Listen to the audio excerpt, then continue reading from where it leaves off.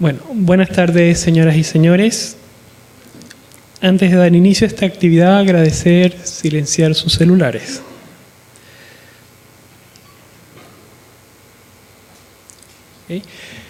Okay. Saludamos a quienes nos acompañan, señoras y señores directores, decanos y jefes de unidades, telespectadores que nos están viendo a través de TV Austral, colaboradores de la Facultad de Ciencias, académicas, queridos amigos y amigas. Bueno, la Facultad de Ciencias de nuestra universidad les da la más cordial bienvenida a la tercera ponencia del ciclo de charlas del segundo semestre del 2014. Bueno, para las personas que recientemente participan de esta actividad, les comento que este ciclo ya es una tradición, se viene dando desde el año 2005 y por tanto este es su 10º año. Esta actividad está orientada y dirigida a toda la comunidad universitaria, como también al público en general. Cada mes hasta diciembre se presentará un académico de nuestra facultad y dará a conocer los resultados de sus investigaciones de manera sencilla y didáctica, acercando el quehacer científico a quienes estén interesados en participar. Para la presente fecha tenemos invitado al doctor Alex Giacomini, académico del Instituto de Ciencias Físicas y Matemáticas. Bueno, Alex nació en Roma, Italia, se licenció en Física en la Universidad de Trento, Italia, en el año 2000 y se doctoró en Física en la misma universidad en febrero del 2004, con una tesis sobre las propiedades termodinámicas de los agujeros negros, siendo su tutor de tesis el doctor Luciano Banzo. Después de un postdoctorado de un año en la Universidad de Milán, trabajó como postdoctorado en el Centro de Estudios Científicos en Valdivia, desde septiembre del 2005 hasta agosto del 2008, fecha en la cual se incorporó como académico del Instituto de Ciencias Físicas y Matemáticas de la UH. El área de investigación del doctor Giacomini es la física teórica de la gravitación y a la fecha es autor de 21 publicaciones científicas e investigador principal de un proyecto Fondesit regular, coinvestigador de 2 otros proyectos Fondesit regulares e investigador patrocinante de un proyecto Fondesit postdoctoral. Bueno, invitamos al doctor Alex Giacomini, quien expondrá la charla titulada La relatividad general y el origen del universo. Okay. Entonces, nosotros, el grupo de gravitación adentro del Instituto de Ciencias Físicas y Matemáticas, somos un grupo relativamente joven. Empezó a existir este grupo alrededor de 6 años. Así que la idea de esta charla es, claro, dar algunas ideas básicas que significa hacer investigación en gravitación, especialmente cuáles son las peculiaridades de esta interacción, que por un lado es entre las fuerzas más conocidas, claro, las más intuitivas, pero también entre las más misteriosas que conocemos. Entonces, claro, voy a dar algunas ideas genéricas sobre qué es la relatividad general, qué es entonces la teoría al momento que es la más precisa que tenemos de gravitación, es la que tiene mejores resultados hasta el momento. Y claro, trabajar hoy día en gravitación significa trabajar en relatividad general o en generalizaciones de estas, esencialmente. Entonces, claro, y después, como última parte de la charla, me gustaría contarles de algunos resultados, así que tuvimos en nuestro instituto así algunos resultados interesantes sobre problemas de cosmología. Bueno, entonces, claro, la gravitación, como dije, es una de las 4 interacciones fundamentales que existen en la naturaleza. Otras interacciones fundamentales son la fuerza electromagnética, la interacción fuerte y la interacción débil. La fuerza de gravitación probablemente es la que desde más tiempo se conoce bien, porque sabemos que es simplemente la fuerza que deja caer las cosas en el piso, por supuesto. Claro, lo que sí que la fuerza del estudio sistemático de la gravitación empieza con Isaac Newton. ¿Por qué? Porque claro, que intuitivamente que la gravitación deja caer las cosas en el piso, esto todos lo sabían probablemente ya desde siempre, que ya ni hay una fecha para esto. Pero claro, lo que pasa es que hasta Isaac Newton a nadie se le ocurrió que la gravitación es también la misma fuerza que no solo deja caer las cosas en el piso, sino es también que mueve los planetas alrededor del Sol. Es que entonces que es responsable de hecho por el funcionamiento del universo al final, también a gran escala, como vamos a ver. De hecho, ¿qué pasa? Que acá tengo un viejo dibujo acá de cómo se imaginaba en el sistema solar una vez, ¿cierto? Que entonces, ven, que hacen acá la idea que la Tierra era el centro del universo, pero bueno, esto no es ni un error tan grave, esto es simplemente tomar un sistema de referencia muy incómodo, digamos, nomás. Pero claro, que en principio no hay nada de malo a ponerse un sistema de referencia a Tierra, creo que después formular las leyes de los planetas en el sistema de referencia se pone muy complicado nomás. Pero claro, lo que pasa es que claro, que después se dan cuenta que claro, que las estrellas en el cielo son fijas esencialmente, pero claro, hay objetos que se mueven, como los planetas, la luna. Bueno, y una vez para explicarlo, lo que hacían era pensar que estos planetas y la luna estaban pegadas a esferas de cristal, así que una explicación científica de hecho no existía. Después, claro, un progreso en describir el movimiento de los planetas era con Copérnico, que dijo que miren, que si ponemos el Sol en el centro del sistema solar, la descripción del movimiento de los planetas se pone mucho más simple, es mucho más tractable.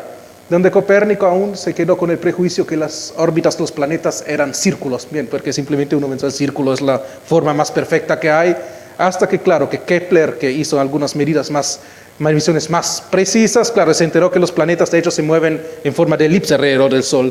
Pero hasta Kepler nunca pudo explicar por qué lo hacen, por qué los planetas se mueven en elipse alrededor del Sol y no se arrancan, simplemente no se andan en movimiento rectilíneo uniforme. ¿Por qué eso? Bien, acá tenemos que ir a Isaac Newton. Isaac Newton, ¿cuál era su idea brillante? Era esencialmente que lo que mueve los planetas alrededor del Sol es simplemente la misma fuerza que deja caer los objetos en el piso. Eso era su idea. De hecho, la leyenda folclorística dice que él estaba durmiendo bajo un manzano, se le cayó una manzana en la cabeza, y claro, en el momento que se despertó, entendió que la gravitación es lo que mueve los planetas. Claro, esa folclore. Hasta hay una foto acá de un manzano en un campus en Cambridge, que juran que es un descendiente del manzano de Newton. Bien, ¿quién no quiere creer? Claro, esencialmente Newton, ¿qué hizo? Escribió una ley de fuerza de gravitación muy, muy simple. Eso era su gran logro, que pudo escribir la atracción gravitacional de manera muy simple. Cuando tengo dos masas, simplemente la fuerza gravitacional es algo que es proporcional al producto entre las dos masas. Entonces, claro, más son masivos dos cuerpos y más se atraen. Además, la fuerza baja con el cuadrado de la distancia, así que más son lejos los objetos y más disminuye la fuerza gravitacional. Y además, claro, la fuerza es paralela a la recta que une las dos masas. Claro, y con esta simple, donde G es una constante de proporcionalidad que se llama la constante de Newton, que también da en alguna manera la fuerza, intensidad de la fuerza de gravitación. Con esta simple ley acá de fuerza, Newton pudo simplemente demostrar que, claro, ¿qué pasa? Que se dejó caer un objeto así, simplemente así se cae en el piso. Claro, si ahora le doy un movimiento horizontal también, se cae en un movimiento parabólico, ¿cierto? Ahora, si le doy aún más velocidad, ¿qué pasa? La parábola se estira siempre más, y claro, en algún momento, ¿qué pasa? Finalmente lo que pasa es, claro, que también como la Tierra tiene una curvatura, claro, en algún momento, claro, que simplemente la Tierra se incurva bajo el objeto y con suficiente velocidad puede enviar una cosa en órbita, o se tiene suficiente velocidad, una velocidad que es superior a la velocidad de escape, hasta se puede arrancar para siempre del sistema del campo gravitacional terrestre. Es la idea muy simple. Y de hecho, la ley de gravitación de Newton funciona perfectamente, claro, por mucho tiempo pudo describir muy bien el movimiento de los planetas, menos un pequeño detalle, que es que hay una pequeña irregularidad, por ejemplo, en el movimiento de Mercurio, que es el planeta más interno alrededor del Sol. Esto vamos a ver después cómo se puede solucionar este problema. Pero a nivel de planetas, la ley de gravitación de Newton funciona bastante bien.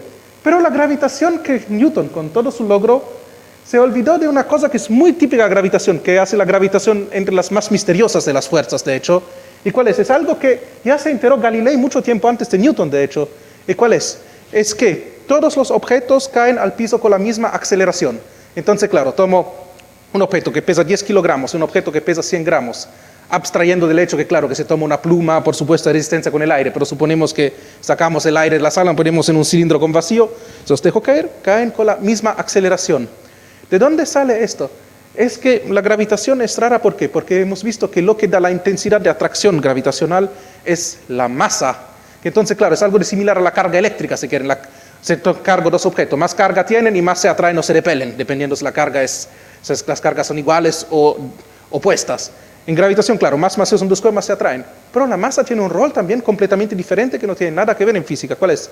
Es que mide la inercia de un cuerpo. Entonces, claro, mide esencialmente cuánto un cuerpo se revela a hacerse acelerar, ¿cierto? En el sentido que para acelerar este control remoto me cuesta mucho menos que acelerar un camión de 20 toneladas, ¿cierto? Que esto es mucho más difícil, ¿no? Claro, y lo curioso es que la masa, que es la carga gravitacional, si queremos así, lo que da la intensidad de la fuerza gravitacional, y la masa que mide la inercia son la misma cosa, ¿cierto? Por lo tanto, claro, todos los cuerpos van cayendo con la misma aceleración. Esto es algo que ya Galilei se enteró antes, claro que Newton lo sabía, pero que como que no habían sacado las consecuencias de esto, ¿cierto?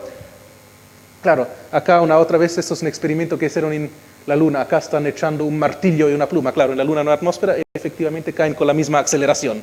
Así que claro, ¿qué pasa? Que también entonces que la gravitación, ¿qué pasa? Si todas las cosas caen, por ejemplo, con la misma aceleración, imagínense esta situación también que se puede hacer. Se puede también en caída libre simular ausencia de gravitación. ¿En qué sentido?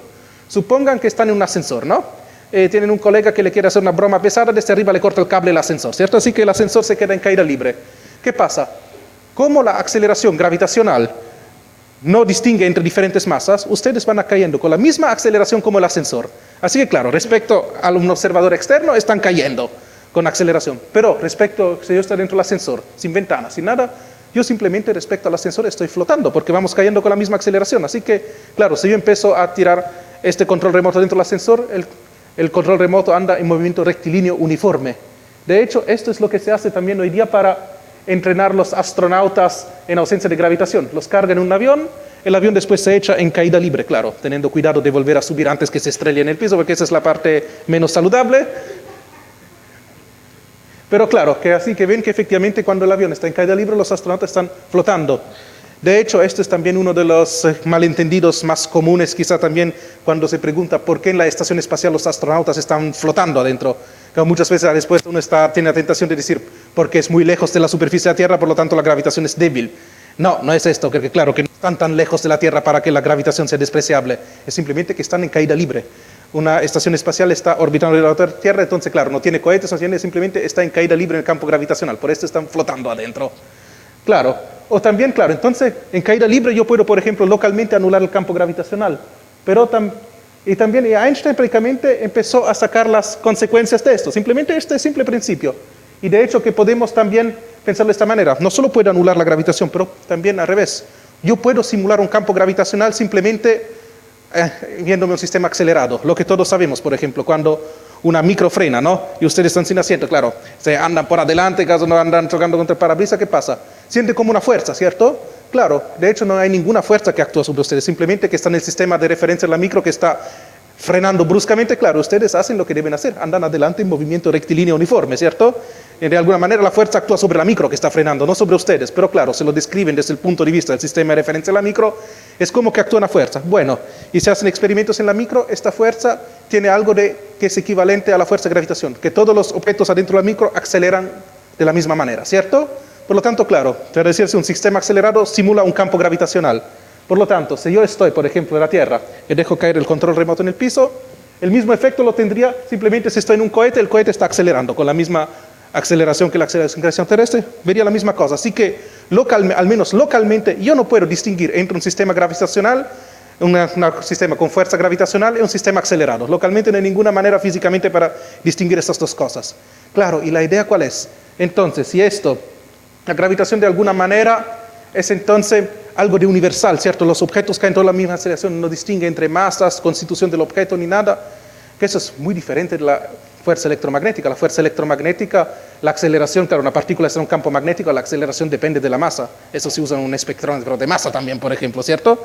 Claro, pero como en gravitación todas las cosas caen con la misma aceleración, entonces lo que pasa es que las trayectorias que hacen los objetos en un campo gravitacional se ve mucho más como una propiedad geométrica del espacio, claro, que como que es universal, claro, independientemente de la constitución del cuerpo, de cómo está hecho, de la masa que tiene, y todo cae igual. Así que Einstein, su idea brillante era, esto tiene que ser más un problema que, claro, que la masa que hace, la masa distorsiona de alguna manera la geometría del espacio, para ser preciso, del espacio y del tiempo junto. En la teoría relativista lo que tiene de típico es que, claro, que no solo hay el espacio, sino también el tiempo se considera como una cuarta coordenada. Que esto, bueno, esto es una típica cosa de la... Pero claro, entonces la gravitación se describe a partir del espacio-tiempo. Es una teoría muy exitosa, claro, porque vamos a ver que puede describir varios fenómenos que, por ejemplo, la gravitación de Newton no puede describir, y después la parte importante, por ejemplo, con la relatividad general, que es hasta ahora la teoría más exitosa que tenemos en gravitación, podemos, por ejemplo, describir la evolución del universo como un todo. Entonces, cómo nació nuestro universo, qué están siendo ahora, cuál va a ser su destino final, que claro, que esto es la teoría apropiada para describir esta cosa, claro que son también interesantes, de dónde origina el universo, cuál será su final también, ¿cierto? Claro, acá también, claro, ¿qué pasa? Las ecuaciones que son la relatividad general, claro, que tienen que ver con, entonces, claro, la materia para así, incurva el espacio y el tiempo, incurva la geometría. Y después, claro, la curvatura de la geometría dice a la materia cómo moverse. Entonces el efecto es doble. Una vez la presencia de materia deforma la geometría del espacio y del tiempo. Y después, esta geometría también dice a la materia cómo tiene que moverse. Después vamos a ver un par de imágenes más. Claro, las ecuaciones de Einstein son un poco más complicadas que la ley de la fuerza de Newton, porque claro, esto parece aún una ecuación bastante inocua, pero claro, esta parte, pero fíjense que hay dos índices acá, ¿cierto? Siempre cantidad con índices. Estos índices pueden tener 4 valores. La ecuación es simétrica al intercambio índice, así que de hecho acá tenemos 10 ecuaciones. Además, uno empieza a expandir esta cosa. Estas funciones, estos objetos acá tienen que ver con las funciones que describen la geometría del espacio y del tiempo. Entonces, claro, la verdad que esas son 10 ecuaciones diferenciales para la geometría y para el contenido de materia del espacio. Claro, además son no lineales, así que dependiendo de la situación pueden ser bastante feas de tratar o en algunos casos son más simples, claro. Pero lo importante es que al lado izquierdo tenemos acá algo que tiene que ver con la geometría del espacio y el tiempo.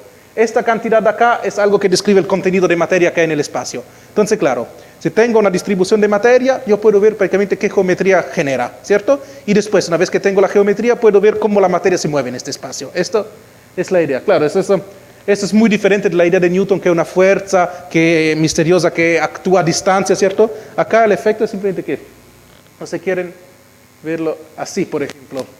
Si quieren verlo así, se fijan. Una manera para describir esto como la materia deforma la geometría, por ejemplo, si tienen una cama elástica, una membrana elástica y ponen una pelota muy pesada dentro, ¿cierto? ¿Qué pasa?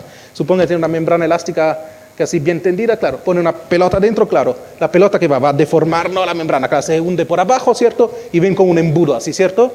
Claro, eso es como una analogía, así digamos, ¿cierto? Y después se toman otra pelota y la hacen mover en esta cosa deformada, claro, la pelota se mueve de manera diferente que en la membrana cuando estaba lisa nomás, ¿cierto?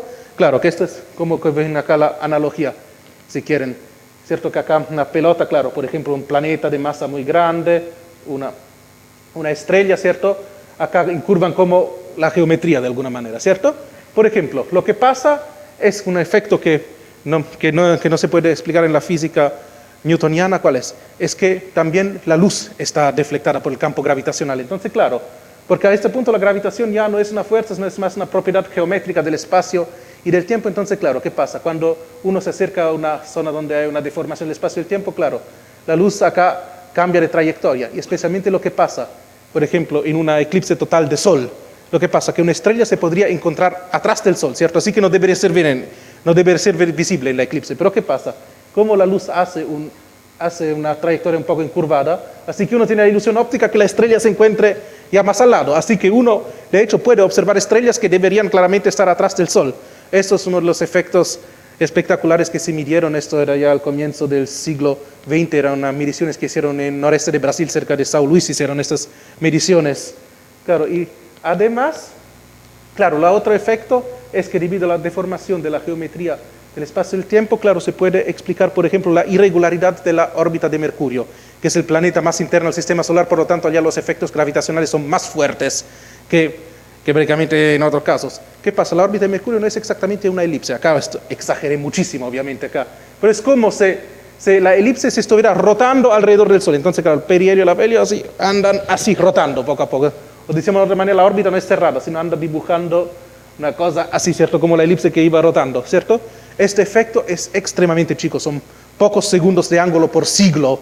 Pero ¿qué pasa? Que ya desde los tiempos de Kepler, la medición de las posiciones del planeta era ya muy precisa, y por lo tanto, claro, como tenían ya datos de varios siglos sobre la posición de Mercurio, la teoría de la relatividad general pudo de hecho confirmar con excelente precisión este fenómeno, que antes esta irregularidad de la órbita de Mercurio uno intentaba de justificarlo con la interferencia de otros planetas como de Venus, por ejemplo, que perturba la órbita, pero prácticamente la cantidad correcta resulta solo cuando uno usa la relatividad general. Así que claro, que es una teoría bien exitosa a nivel de sistema solar, puede explicar varias cosas que con la física de Newton no se puede explicar. Claro, esa definición de la luz. Dice, claro, y después lo también que es importante en la relatividad general, que nos permite describir el universo como un todo. Entonces, claro, por ejemplo, ¿qué pasa? Voy a pensar, el universo prácticamente a grandísima escala, mucho más grande que el sistema solar simplemente, ¿cierto? Prácticamente a grandísima escala el universo que uno que puede pensar. Puede simplemente en primera aproximación pensar que es algo que se ve igual en cada punto y que se ve igual en cada dirección que me muevo, ¿cierto? Por supuesto que en el cielo en algunos puntos hay estrellas, en algunos puntos no hay nada, pero claro, si uno lo mira a grandísima escala, así en promedio, no hay ningún punto del universo que es más privilegiado que otro y tampoco hay alguna dirección que miro que es mejor que otra, si tomamos el universo a grandísima escala, ¿cierto? Bueno, uno puede mirar esto. ¿Cómo evolvería en la geometría del espacio y del tiempo? Se mira así, simplemente un universo rellenado con un gas igual, completamente homogéneo, prácticamente ¿qué pasa con la geometría, cierto? ¿Qué pasa con el universo? Bueno, acá uno puede después demostrar que prácticamente para que un universo sea homogéneo y isótropo, uno acá puede teorizar cuál es la geometría del espacio y del tiempo. Bueno, eso es algo que da la distancia de longitud en el espacio y el tiempo en función del cuadrado, los diferenciales, las coordenadas, pues es una cosa más técnica, pero claro, ¿qué pasa? Claro, este número k es algo que puede tener un valor 0, 1 o menos 1. Cuando k es 0 y a es 1 nomás, esto sería prácticamente espacio plano, prácticamente claro, que no pasa nada, sin ninguna deformación, ¿cierto? Pero ¿qué pasa? Entonces, claro, cuando uno hace este modelo, eso es lo que se llama el modelo de Friedman-Robertson-Walker también, ¿no? Es el modelo más simple, pero que puede describir muchas cosas con bastante precisión de lo que pasa en el universo, ¿no? Entonces, que claro, esto y este A acá es algo con factor de escala, me dice esencialmente cómo se acercan o se alejan las galaxias una respecto a la otra, ¿no? Claro, entonces, claro, especialmente, no sé, para imaginárselo, imagínense que uno normalmente, que esto digo siempre a los estudiantes cuando quieren imaginarse cómo funciona, tomen un globo, por ejemplo, peguen arriba del globo moneditas de 10 pesos, digamos, ¿cierto? Y después lo inflen, ¿cierto? Las moneditas representan las galaxias, ¿cierto? Y cuando el globo se infla, ¿cierto? Las galaxias, cada galaxia se aleja una de la otra, ¿cierto? Las galaxias más o menos tienen su dimensión, pero claro, se alejan entre ellos, ¿no? Así que claro, esto es el efecto típico. Entonces, claro, dependiendo del contenido de materia pueden pasar varias cosas. Algo que tienen en común todas estas situaciones es que el factor de escala, entonces lo que me da la dimensión, el radio del universo, si quieren hacer cierto, la dimensión del universo empieza en algún tiempo finito con 0. Eso significa ser un punto, claro, donde el espacio y el tiempo tenían volumen 0, claro. Eso es lo que se llama el Big Bang también, es como una gran explosión primordial. Que donde el nombre también es tramposo, ¿por qué? Porque no es una explosión como estamos acostumbrados, pongo una bomba en la sala y miro cómo se distribuye la materia de la explosión. Acá estamos hablando de Big Bang en el sentido que se están formando el espacio y el tiempo mismo, en el sentido que se me preguntan, ¿qué hubo 10 minutos atrás del Big Bang? Yo debería decirle que esta pregunta no tiene ni sentido así de este punto de vista. Es como preguntar que hay 1 kilómetro al norte del Polo Norte. El Polo Norte por definición es el punto más al norte de la Tierra. No tiene ni sentido la pregunta que hay 1 kilómetro al norte del Polo Norte. Acá también con el Big Bang, porque claro, antes del Big Bang, al menos si no consideramos otras cosas, otros efectos cuánticos, quizá, antes del Big Bang no hubo ni el concepto de tiempo, digamos, ni de espacio, ni nada. Así que esencialmente el universo, prácticamente el espacio y el tiempo empezaron a existir en este momento. Después, ¿qué pasa? Dependiendo de cuánta materia tengo en el universo, pueden pasar varias cosas. Claro, tengo una explosión primordial, entonces imagínense algo así, claro, es como eso es similar cuando hago prácticamente esto, tomo control remoto, lo echo por arriba, claro, la energía cinética inicial disminuye, se transforma en energía exponencial y después, claro, la gravitación en algún momento me lo devuelve por atrás. Pero se lo echo por arriba con grandísima velocidad, con una velocidad arriba de la velocidad de escape, que eso se puede arrancar para siempre al infinito, ¿cierto? Entonces, ¿qué pasa? Dependiendo de cuánta materia hay, ¿qué puede pasar? Puede pasar que el universo sigue expandiéndose para siempre, ¿cierto? Esto sería una situación donde la sección espacial del espacio-tiempo es plana, que sería con k igual 0, o si no, la sección espacial tiene la forma de un hiperboloide. ¿O qué pasa? O cuando hay mucha materia dentro, ¿qué pasa? Que simplemente la atracción gravitacional debido a toda esta materia gana en algún momento. Así, después del impulso inicial, claro, la explosión, en algún momento gana la gravitación y reimplode. Claro, esto es lo que se llama un Big Crunch, entonces una gran implosión o algo así, ¿cierto? Claro, entonces la gran pregunta es ¿cuál es? ¿Cuál será el destino final de nuestro universo? Vamos a recolapsar, claro, dejará de existir el espacio, también el tiempo dejará también, misma cosa, no tendría ni sentido preguntar qué hay 10 segundos después del Big Crunch, ya simplemente no hay futuro. Digamos. Claro, lo que pasa es que prácticamente la situación con k igual 0, cuando tenemos secciones espaciales planas, es como el caso límite. Claro, cuando tenemos esta materia es como exactamente la división entre cuando el universo vuelve a reimploder o se expande para siempre. Claro que estos son alrededor de 5 átomos de hidrógeno por metro cubo. ¿Qué pasa? Que la materia visible en el universo, que es lo que podemos ver por estrellas o así, o todo lo que, al menos materia visible que interactúa de alguna manera con la radiación electromagnética, es algo como 0,2 átomos por metro cubo, así mucho menos. Lo que pasa es que, claro, que la verdad es que que hay varias situaciones. Que primera cosa, tenemos mucha más materia, vamos a ver, tiro acá, que tenemos mucha más materia de lo que es visible. Comparando, por ejemplo, con curvas de rotación de las galaxias, ¿qué pasa? Que la materia visible, lo que es, son estrellas esencialmente, que uno ingenuamente pensará, esto será toda la mayor parte del contenido de materia. Son 4% de toda la materia que hay en el universo, de hecho. Después, un 21% de toda la materia es lo que se llama materia oscura, que allá sabemos aún bien poco. Materia oscura es simplemente, claro, materia que no se puede ver al telescopio, si quieren así, ¿cierto? Es materia que no emite luz y por lo tanto no es visible, pero se hace visible como efectos gravitacionales, ¿cierto? Imagínense que quieren medir la curva de rotación de una galaxia, ¿cierto? Claro, ven la materia visible, pero claro, ¿qué pasa? Que hay mucho más efecto gravitacional porque hay materia que no es visible. Claro, acá pueden haber, por ejemplo, agujeros negros, estrellas frías, claro, pequeños planetas, cosas que no son bien visibles. Claro, esto sería como lo que se llama materia oscura bariónica. O si no, claro, hay también materia oscura no bariónica. Y claro que entonces probablemente esos serán neutrinos, otros tipos de partículas subatómicas que no se sabe todo. Y después, claro, hay toda la cosa más curiosa que, claro, que la mayor contribución al efecto gravitacional en la expansión del universo es se llama acá energía oscura. Entonces vamos a ver un momentito atrás que es esta energía oscura. Energía oscura, ¿qué pasa? Es que para los finales de los años 90, en las observaciones se enteraron que el universo está expandiendo. Claro, hasta ahora que hemos dicho que está expandiendo pero está frenando poco a poco. Claro, puede ser que alcanza para expandirse para siempre, pero frenando poco a poco. Mientras, ¿qué pasa? Las últimas mediciones a fin de los años 90, después confirmadas siempre otras veces, el universo no solo está expandiendo, sino está expandiendo cada vez más fuerte, ¿cierto? Y acá hay una contradicción, parece, porque claro, ¿qué está pasando aquí? Decimos que claro, que si tenemos el modelo así intuitivo, claro, la explosión primordial después en algún momento va a ganar la gravitación, que el universo frena, o en el peor de los casos recolapsa, mientras acá hasta está acelerando. Es como si tuviéramos una componente de la gravitación que es repulsiva en la vez que atractiva, ¿cierto?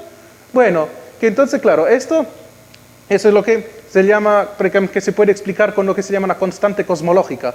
De hecho, es interesante que Einstein, cuando empezó a mirar estas cosas de cosmología, en un primer momento, ¿se acuerdan las ecuaciones de Einstein que hemos quitado antes? Este término lambda acá era cero nomás, ¿cierto? Acá no hay nada. Einstein miró prácticamente cuáles podrían ser las ecuaciones del campo gravitacional en su formalismo. Empezó a poner algunas condiciones de consistencia lógica, por ejemplo, claro que tienen que tener de ecuaciones que son de segundo orden en las derivadas, además tiene que conservarse la energía, algunos requisitos básicos. Y él dijo que él podía añadir a estas ecuaciones este término lambda, ¿no? Además, desde el punto de vista de la coherencia, este término lambda puede ser hasta positivo o negativo. Él escogió el término lambda positivo, un valor bien preciso, porque para tener un universo completamente estático, algo que no se expande ni se contrae. Claro que esta constante que actúa como repulsiva hace de manera tal que el universo, claro, compensa exactamente la atracción gravitacional, que uno tiene algo de estático. Bueno, esto era un prejuicio simplemente de milenios, probablemente que uno se imaginaba el universo como algo de estático, inmutable, que no puede cambiar, claro. Después, ¿qué pasa? Que descubrieron que el universo está expandiendo. De hecho, esto se ve muy bien con un efecto de corrimiento al rojo que se ve en las galaxias, que las galaxias más son lejanas, más la frecuencia de luz que nos llega prácticamente se desplaza al rojo.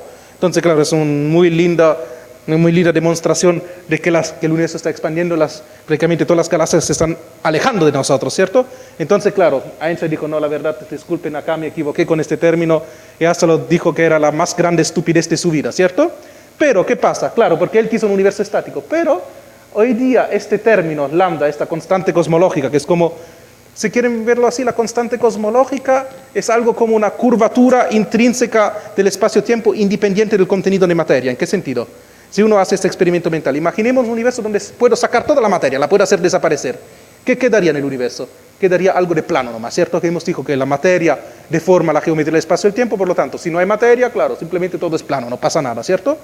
Sí, pero tenemos una constante cosmológica en las ecuaciones. ¿Qué pasa? Si sacara toda la materia, el universo tendría una curvatura residua intrínseca ya que no se puede sacar, ¿no? Es como que prácticamente, claro, que la geometría básica prácticamente no es un espacio plano, sino puede ser una superficie, por ejemplo, una esfera, podría ser un hiperboloide o algo así.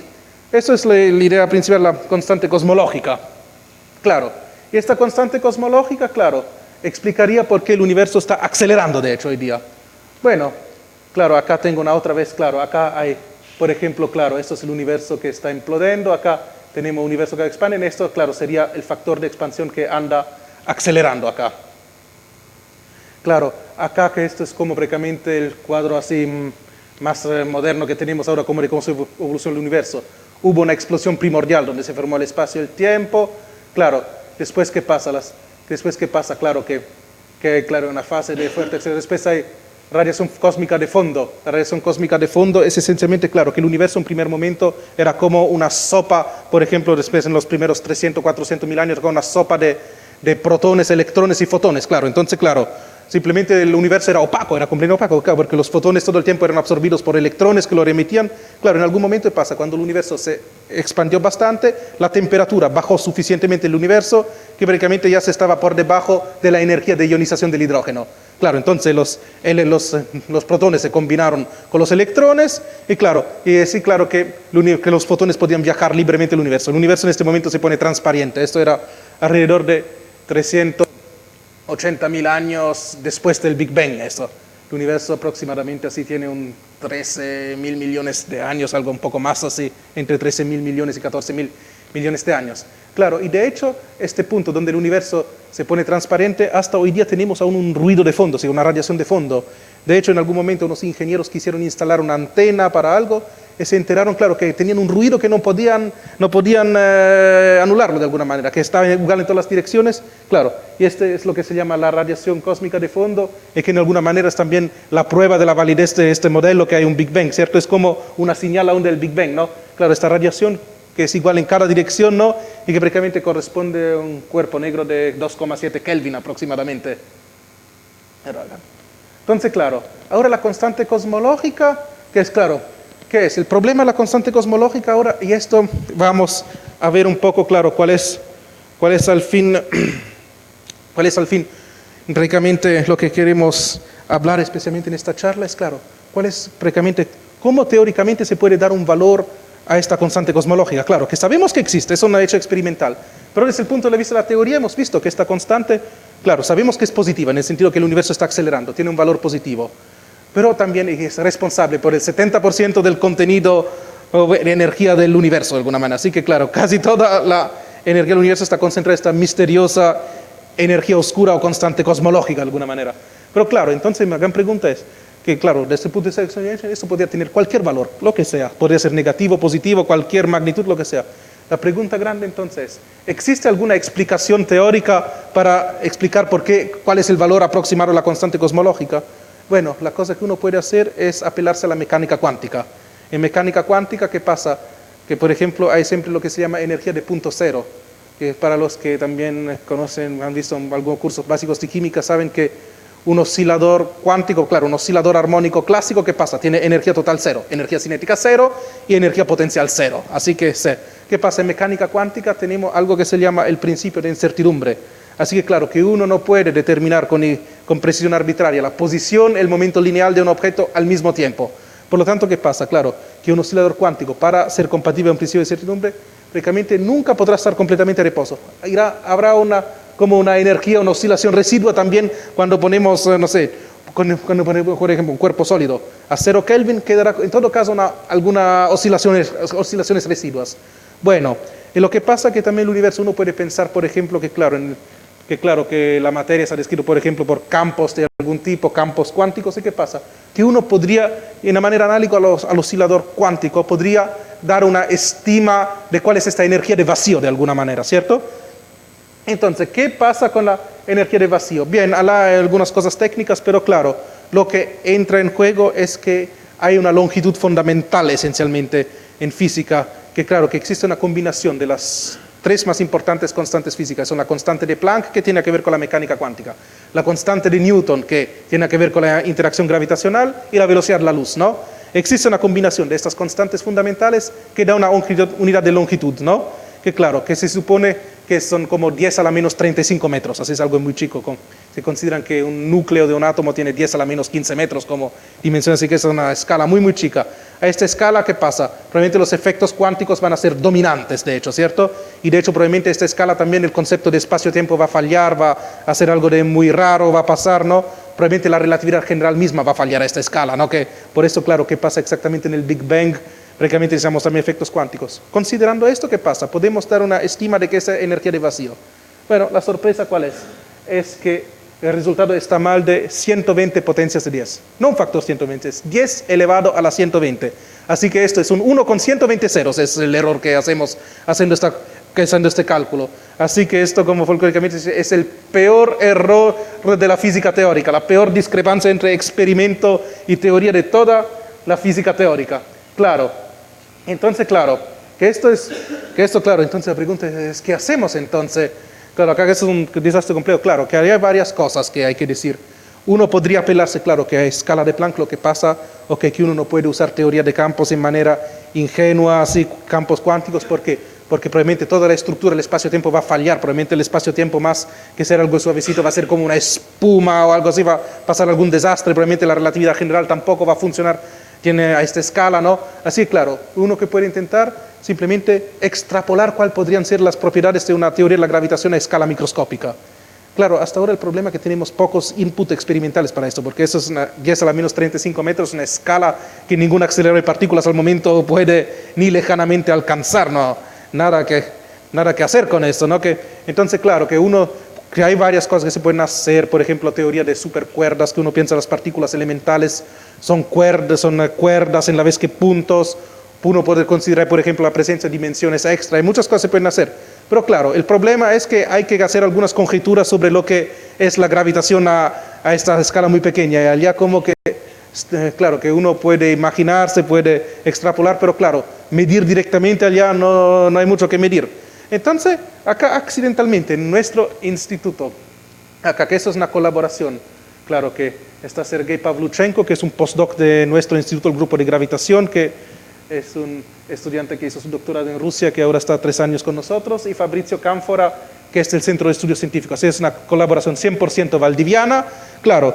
Y lo que pasó es que estuvimos mirando una cosa que en principio no tienen, bien, como muchas veces pasa cuando uno encuentra algo que no tenía nada que ver con este tema en principio. Claro, estábamos mirando simplemente las ecuaciones de Einstein por una fuente de materia muy especial, que era simplemente prácticamente materia hadrónica, entonces partículas que están bajo interacción, entonces protones, neutrones y las partículas que median las fuerzas. Entonces, piones, claro, estamos mirando cuál es un modelo cosmológico en la vez de usar nuevamente que pasa en cosmología, uno los modelos de materia los toma bastante simple, como un fluido perfecto, algo que digo tiene una presión, tiene una densidad, y nosotros hemos intentado algo mejor.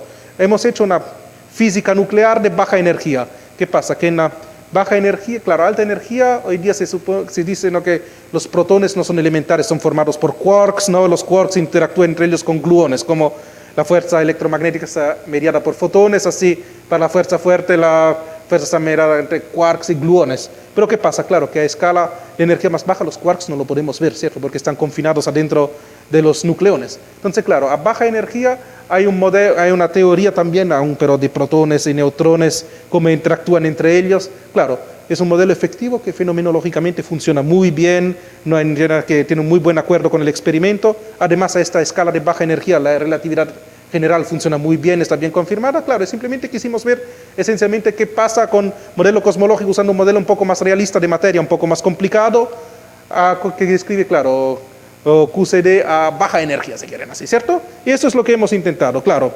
Para hacer las cosas lo más simple posible, hemos hecho todo sin constante cosmológica. Bien, y acá, viene acá decepción espantosa porque, bien, estos diagramas que hacen ver algunos factores de expansión acá, para ser preciso, esa es la derivada del factor de expansión partido del factor de expansión. ¿Qué pasa? Todos los modelos terminan en un tremendo big crunch, así, ¿no? Así que, claro, que el universo colapsa. Y esto es un desastre porque, claro, que estamos mirando que uno en principio puede poner este Big Crunch bastante lejos en el tiempo, pero se necesitaría con una conjura espantosa de datos iniciales. Así lo que pasa, si eso pasara este Big Crunch, probablemente habría ya pasado mucho tiempo atrás. Si tomamos algunos datos iniciales completamente casuales, lo que va a pasar que el Big Crunch habría ocurrido probablemente ya en los primeros segundos del universo. Así que, claro, eso es una cosa.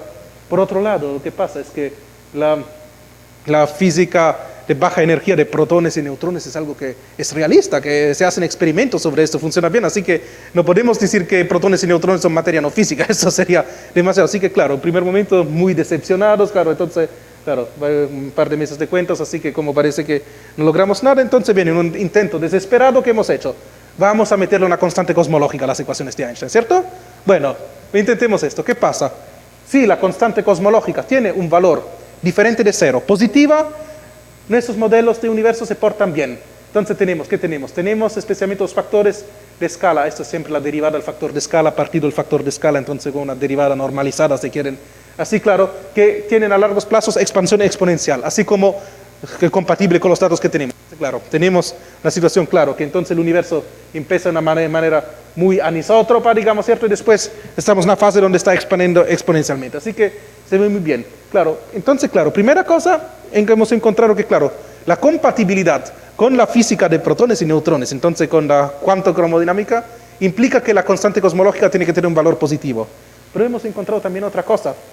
Acá que hay todo lambda, hay toda una región en gris, que son regiones prohibidas. ¿Esto qué significa? Que las ecuaciones de Einstein con constante cosmológica prácticamente no aguantan más de algún valor finito de la constante cosmológica. Claro, si el valor de la constante cosmológica es demasiado grande, simplemente no tienen solución, no se pueden entregar nomás esas ecuaciones. Claro que simplemente no existe solución. ¿Por qué? Porque el cuadrado, el factor de expansión debería ser un número imaginario, así que no tiene sentido. Simplemente por un problema de balance de energía no aguantan. Entonces, ¿qué pasa? Que entonces, claro, tenemos una vez claro que la constante cosmológica tiene que ser un número positivo, pero también la podemos acotar por arriba, ¿cierto? Bueno, y tenemos bastante una mejoría respecto a lo que se hace prácticamente con lo que dije yo con el famoso discrepancia de 120 magnitudes. ¿Qué pasa? Es que con este modelo, claro, entonces, fíjense que hemos cambiado completamente el discurso. En la vez de echar la culpa a algo de la relatividad general a altísima energía, escala de Planck, estamos mirando algo a baja energía, con problemas de baja energía. Y parece que entonces la solución del problema constante cosmológico no podría ser, claro, que quizás hasta ahora hemos mirado en el lugar equivocado nomás, ¿no? Es un problema probablemente de baja energía más que de alta energía. Y de hecho, ¿qué pasa? Este límite a la constante cosmológica que tenemos, bueno, no es espectacular, pero es 72 potencias de 10 mejor que el otro.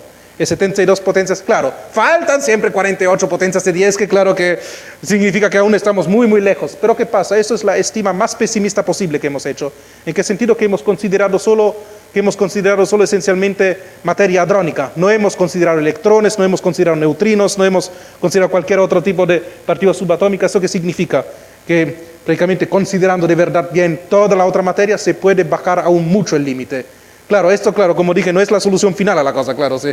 Que esto, claro, hay muchas, claro, pero es una manera. ¿Cuál es la ventaja de lo que hemos hecho? Claro, hemos echado ya más de mitad por abajo la estima de la constante cosmológica. Y además, claro, que hemos utilizado prácticamente un modelo que es fenomenológicamente perfectamente válido.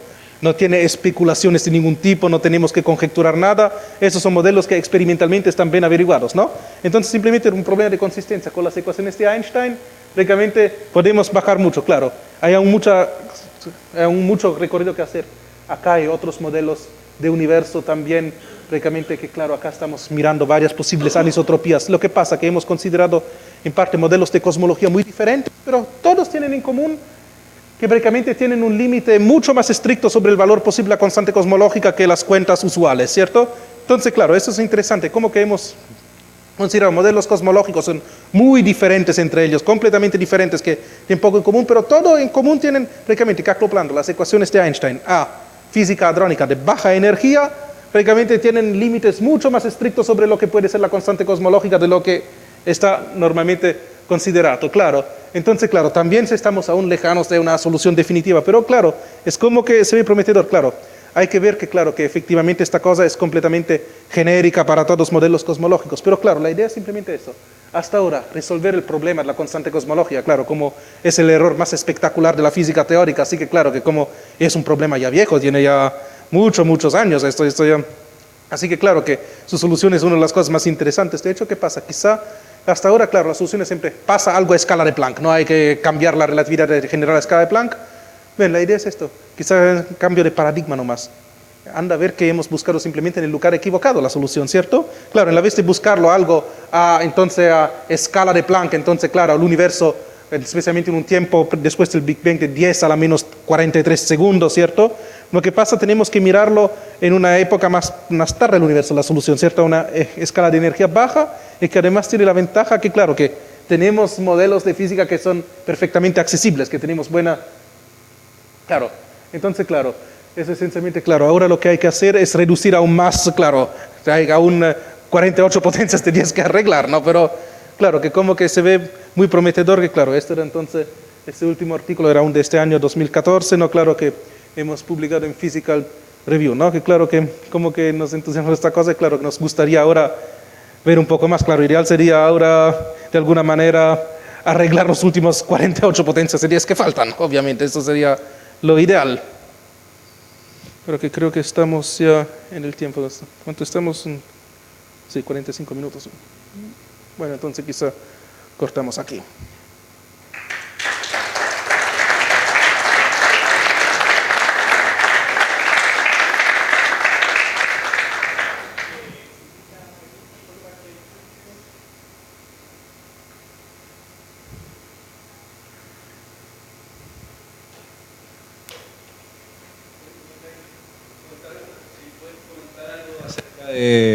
De algo como anexo, ¿sí? Pero que tiene que ver con el orden de los autores, cómo aparecen en los papers. Sí, ok, sí que ya estamos en esto, claro que, como siempre, vamos a ver, esto es la página principal, claro, acá qué pasa con la orden, si se fijan acá en física teórica, esto es como en matemática, va la misma regla que en matemática, los autores se ponen en orden alfabético.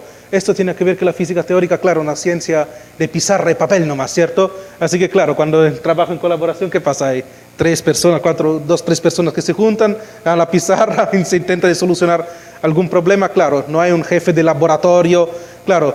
Entonces, claro, en física teórica no existe el concepto de autor principal en general. Cuando uno firma un artículo, tiene que contribuir de manera significativa para justificar su firma, ¿no? Lo que pasa, claro, uno debe ver, claro, entonces que especialmente eso significa que como independientemente, claro, especialmente si alguien tiene un Z como apellido, claro, desde un punto de vista de otra ciencia puede ser terrible porque claro queda, pero claro, la verdad que nuevamente queda entendido que los autores tienen el mismo peso. Muchas veces me pasó, por ejemplo, con colegas de varias universidades que tuvimos discusiones interesantes sobre alguna cosa, pero después simplemente estuve ocupado en otro, claro que entonces ya no trabajé más en eso, después me llega acá, mira, acá tengo un borrador del paper, mira, de gusto, digo, sí, muy bonito, pero la verdad lo siento que como que estuve muy desconectado, prefiero salirme de la cosa porque la verdad que no contribuí suficientemente al paper, cuando la ética que tenemos nosotros en física, teoría y matemáticas, si uno firma, esencialmente uno es también responsable para todo el contenido del paper. Cuando a mí me preguntan algo, no puedo decir, pero la verdad que yo soy responsable para la sección número 1. No, soy responsable automáticamente para todo también. Entonces, claro, que como que los dos del mismo peso, eso significa también tener la misma responsabilidad. Uno es responsable para todo el contenido del paper, desde la primera a la última página.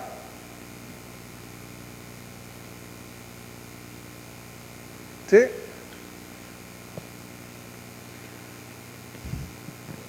Le quería preguntar si la constante cosmológica, si consideraban la materia oscura, ayudaría a que sea mejor, o sea, mejor aproximada, no tanto 10 elevado a...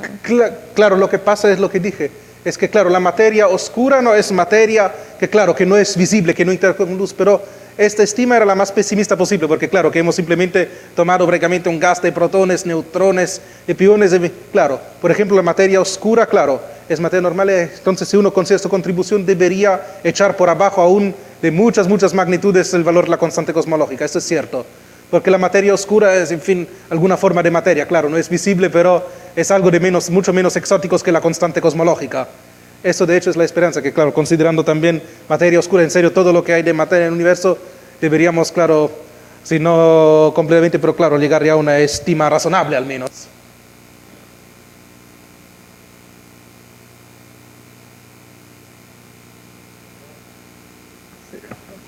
Alex, ¿podrías explicar un poco cómo es que se obtienen los valores que difieren por estos 120 órdenes de magnitud? Un poco el valor experimental, sí, claro. El valor teórico. ¿Cuál es el fundamento teórico que...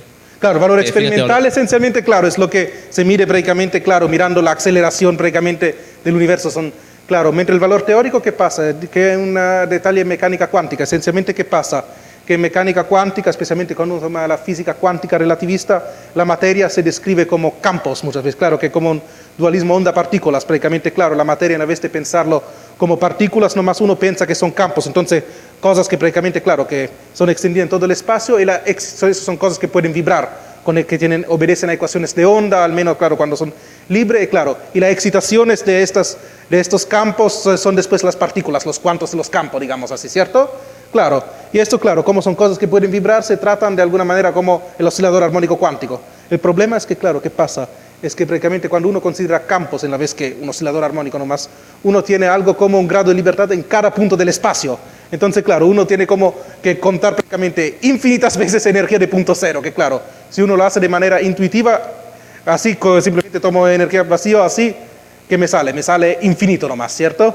Claro, entonces lo que pasa es que normalmente, claro, técnicamente si uno quiere así, uno hay que hacer una integrar sobre una longitud de onda, donde la longitud de onda entre todas las posibles, entre 0 e infinito, ¿cierto? Donde, claro, los problemas los tenemos la parte más energética, cerca de 0, ¿cierto? Entonces, ¿qué pasa? Entonces la idea es que, claro, de alguna manera, claro, infinito es aún peor como resultado, ¿cierto? Que 120 magnitudes mal, ¿no? Eso sería aún peor como... Pero claro, uno dice... Pero quizá que en la vez de integrar de 0 a infinito, uno puede cortar la integral, claro, de manera que al menos no explote. Claro, hay como una longitud de onda natural donde cortar. Y eso es la escala de Planck, ¿no? Como decimos, que como que es una longitud prácticamente que se construye prácticamente con constantes fundamentales básicas, claro, que con 10 a la menos 35 metros, es allá donde esencialmente se supone que la estructura de espacio-tiempo misma ande a fallar esta, que claro, que no tiene ni sentido hablar de espacio-tiempo, claro. Y cortando esencialmente, claro, la estima esencialmente cortar una integral a una escala que es natural de algún sentido. Eso es lo mejor que se sabe hacer hoy día. ¿Sí?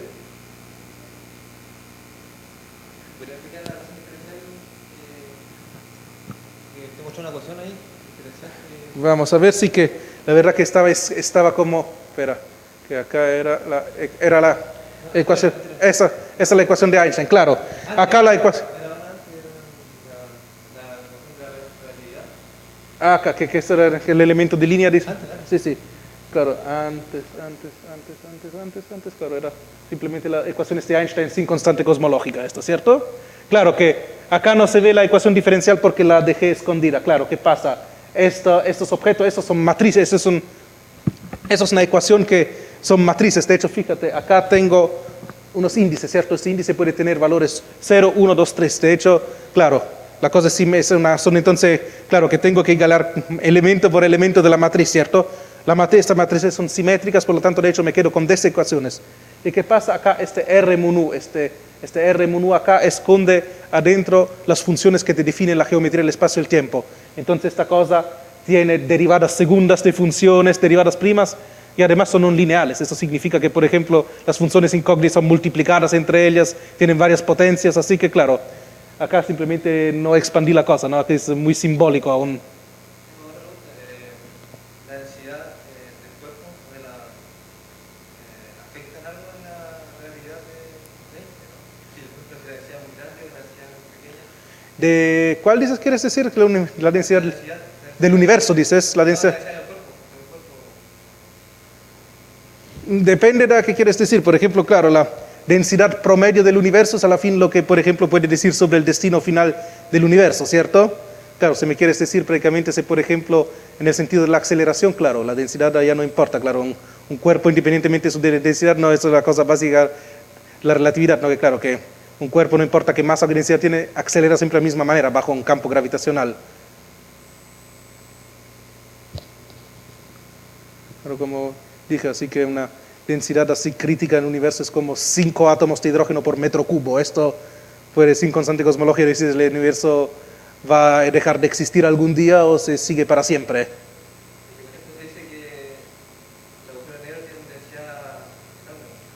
El agujero negro es un otro problema. ¿Qué pasa? El agujero negro es esencialmente una estrella, prácticamente como si fuera un agujero negro. Es una estrella a la cual se acaba su combustible nuclear, ¿no? Entonces, claro, ¿qué pasa? Una estrella es una pelota de gas nomás. Entonces, la pregunta básica es, ¿por qué no colapsa bajo su fuerza gravitacional? Claro, porque hay reacciones nucleares, claro, que empujan por afuera. Entonces, claro, una estrella es esencialmente una situación de equilibrio. Hay las reacciones nucleares adentro, claro, que empujan por afuera. Hay la atracción gravitacional que empuja por adentro, claro, y hasta que la estrella sigue funcionando, claro, está en equilibrio.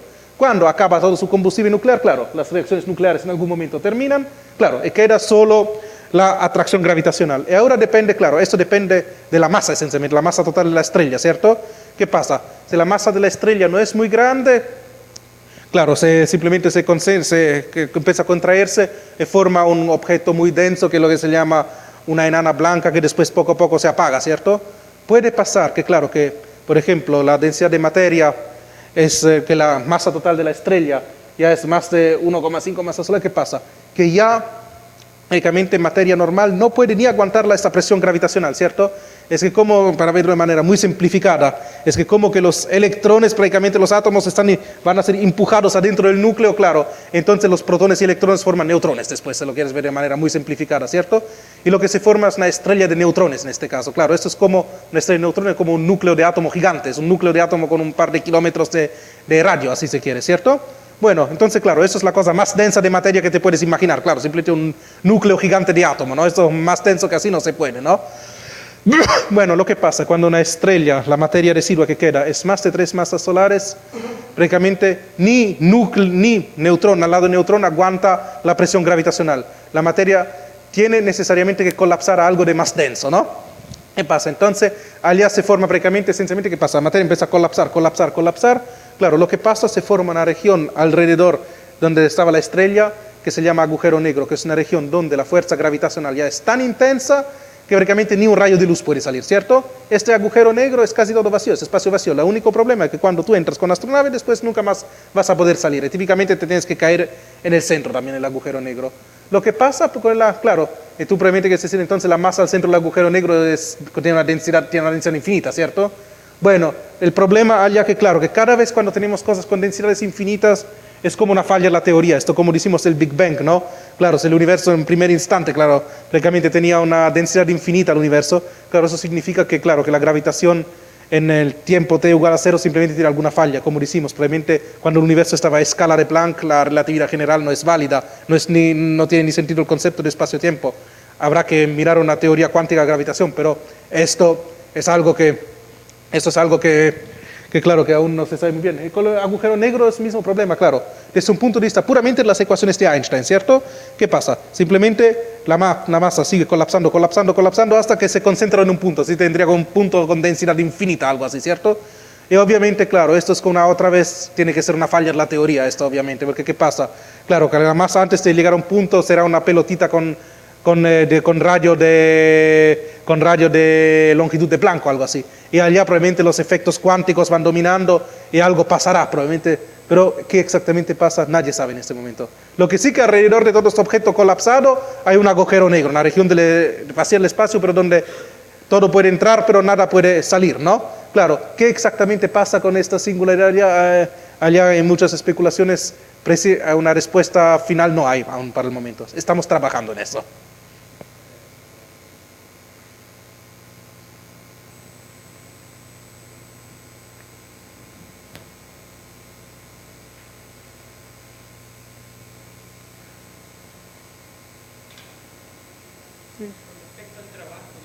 Sí. Ya, con respecto al trabajo de la constante cosmológica, ¿cómo comparan, qué tipo de mediciones tienen para poder comparar los resultados?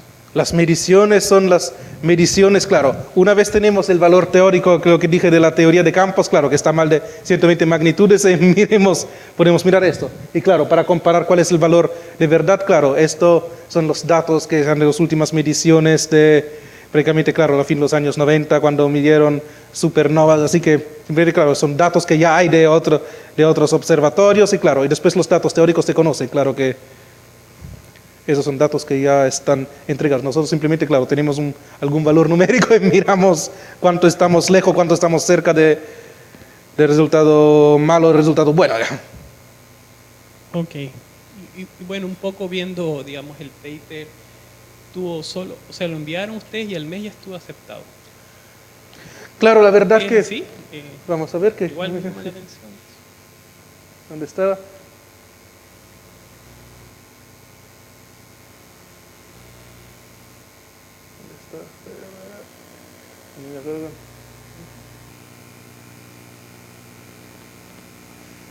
Sí, que claro. Bueno, que claro que esto, claro que la verdad que estaba ya más tiempo visible este paper, por lo tanto lo que pasa es que el árbitro como probablemente ya conocía el paper. Lo que pasa es que nuevamente nosotros en física teórica tenemos prácticamente la verdad que ahora para hablar honestamente, esto el publicar es esencialmente claro lo que necesitamos por currículum, ¿no? Pero yo cuando miro un paper importante, por ejemplo, nunca voy a la revista también porque lamentablemente acá no todas las revistas tenemos suscripción, así que claro que no siempre es fácil, ¿no? Entonces, ¿qué pasa? Para los físicos teóricos tienen un archivo, creo que donde uno puede, todos los papers que uno produce lo puede poner como preprint, se llama, ¿cierto? Independiente, esto es legal, está permitido también por las revistas, lo toleran esto. Entonces, claro, que la revista la única cosa que pide es que tú no publicas el paper en otra revista, ¿cierto? Pero en esto de preprint, entonces, claro, eso es un foro para físicos para discutir resultados nuevos. También es una manera para poner ya la banderita, porque ¿qué puede pasar? A veces puede pasar que pasan meses o hasta un año, puede pasar hasta que publican paper. Y claro, quizá como si no es visible, quizá a alguien otro se le ocurre la misma idea y claro, al final que accidentalmente lo publica antes que nosotros. Para evitar esta cosa, claro, tenemos un archivo electrónico. Cada vez tenemos un artículo que está ya armado en forma aceptable, se puede subir allá. Todos los colegas en el mundo pueden ver esto, ¿cierto? Y claro, de hecho que este paper estaba como ya 4 o 5 meses de hecho allá porque después hicimos algunos cambios. De hecho nos hicieron observaciones de varias partes, estuvimos conversando, después de hecho cuando como lo enviamos como estaba ya muy consolidado porque hemos ya conversado con mucha gente sobre este paper, entonces claro, el referee obviamente no puedo saber quién es, pero supongo que era alguien ya que conocía el paper. O sea, eso significa que ustedes pudieran subir la otra revista tal vez de mayor impacto y igual iba a estar aceptado, ¿o no? No, porque claro, esto no es tan fácil, claro, no es que, claro, porque también esto depende todo del referee, claro, también que hay revistas como que son más estrictas, claro, son revistas que menos estrictas, por ejemplo, claro, lo que pasa cuando uno escoge una revista, claro, uno intenta entrar a una revista que tiene más impacto, claro, normalmente pasa, más impacto es, más son estrictos en publicar, ¿no? Claro, lo que pasa es que muchas revistas también, por ejemplo, tienen número de páginas. A veces, ¿qué pasa? Es que, por ejemplo, no sé, algunas revistas como Physical Review Letters tienen un límite de 4 páginas por paper. Y qué pasa es que normalmente simplemente para explicar lo que estoy haciendo a veces necesito más, que claro, es una revista con un excelente impacto, pero hay que tener cosas telegráficas. O sea, simplemente, ok, sí podría intentarlo, pero se pierde toda la información, así que hago. O por ejemplo, claro, hay revistas de altísimo prestigio, claro, donde hay también otras consideraciones como Nature, por ejemplo. Nature es como la revista más prestigiosa en ciencia. Lo que pasa es que allá no miran solo la parte estrictamente científica, allá miran cómo es suficientemente genérico, se gusta a todo público. Y lo que pasa es que con Nature, por ejemplo, cuando uno envía Nature, en muchos casos ni lo envían al referee, como que es un editor que claro que dice, la verdad que como que no creo que se vende suficientemente bien, no creo que es, porque claro, allá creen que de verdad un biólogo, hasta un paleontólogo, le interesa el tema, la constante cosmológica, ¿no? Entonces, claro, lo que pasa en revistas de impacto muy alto, claro, lo que pasa normalmente es que los procesos de referee son más rigurosos, que en serio que el referee se toma el tiempo, o si Pepe antes decía, no, pero la verdad, ¿estás seguro con esto? Explica un poco mejor esto, ¿no? Eso son las normales cosas. Claro, mientras, claro, revistas de este tipo Nature, claro, hay a veces consideraciones que no son estrictamente científicas, más que ya como que tienen muy poco cupo así. En Nature el mismo problema, típicamente te dan espacio de 2 páginas así, o algo así que... Además que pretenden en Nature, por ejemplo, pretenden que uno usa poca jerga. Por ejemplo, claro, este paper en la primera página es inocua, pero después, claro, hay ecuaciones, claro. En Nature, por ejemplo, como ya se enojan si uno toma demasiadas ecuaciones, así que, claro que... Pero claro que en revistas, digamos que es una revista de buen impacto, así que claro, y allá lo que, claro, es solamente que pasa, anda el referee, claro, pero que en una revista así, claro, un referee como, prácticamente se lo aceptaron después de 1 mes porque realmente ya se analizó el paper antes, bueno. Claro, eso me pasa también a mí cuando soy como referee, que claro, que si un paper me interesa, ya lo miré antes, lo discutí quizá con colegas antes, y cuando después accidentalmente referir, así que esto ya lo leí, así que puedo, claro, después dar una respuesta rápida como...